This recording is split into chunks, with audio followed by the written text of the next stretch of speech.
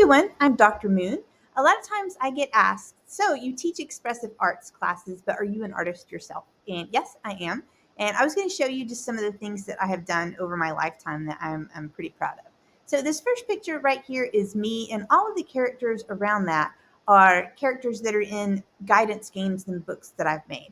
I work through a company called Youthlight, which is a big mental health company for young people, and counselors can buy things to use in their classroom or use in their practice. And all of the books that I've written, these are a lot of the characters that are in there. So I enjoy doing digital art online. Here's me as a little kid getting ready to become a fancy artist. I love this photo because it shows me already looking into the world of pretend. Like I've got a little wand there with a stick, and my mom has assisted me in cutting that out.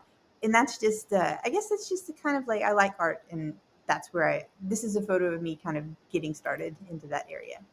So this was probably taken in the early 2000s. I had decided to do a series of kind of sea creatures, the land of Smee.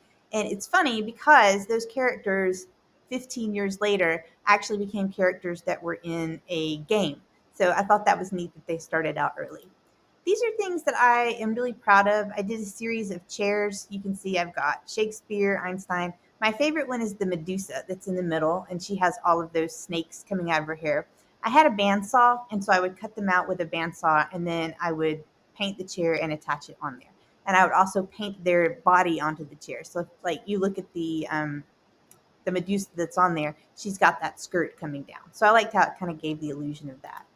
I did a mural for the Guntersville Public Library, and this is a story that I've just kind of had in my head of a Hinden pig, like a big pig like the Hindenburg, that would pull along. And it also goes along with a book called Stella the Star Lady. If you've ever heard that, it's a children's book, and she kind of puts out the stars at night. So here we have in this mural, they have big things of stars that they're pulling up because it's going to become sunset soon.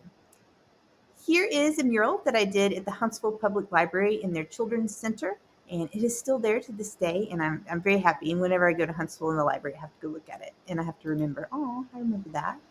I love to do art for my friends, especially pet art. So this is a picture of one of Dr. Foster's greyhounds, and I made him a piece that will remind him of his greyhound. Another thing that I like to work on is canvas, and I like to do gnomes. So this is a family here of my friend that was a librarian at school that I worked at, and I did a little family gnome picture of her as well.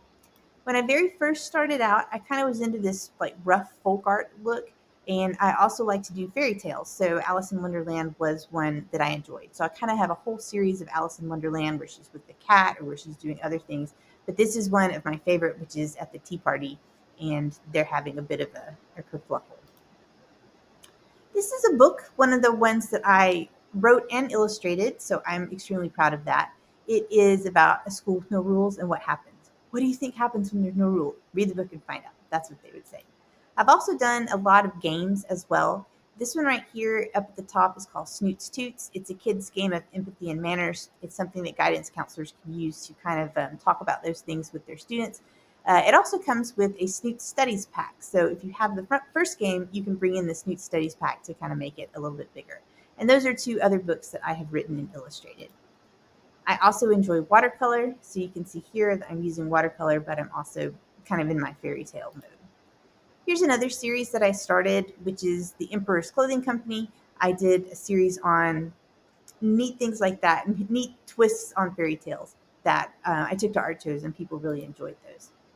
I've also kind of taken my hand at quilting. I like to do small things and put them together, so this was really enjoyable. So I have two articles about me that were written about my artwork, and I will put that I will put that in this folder so you can check it out if you want to. But I didn't want to show you everything and drive you to boredom. But those are some of the things that I've done. I love new stuff. I love using new materials, and I think that this is kind of an intro as to who I am as an artist.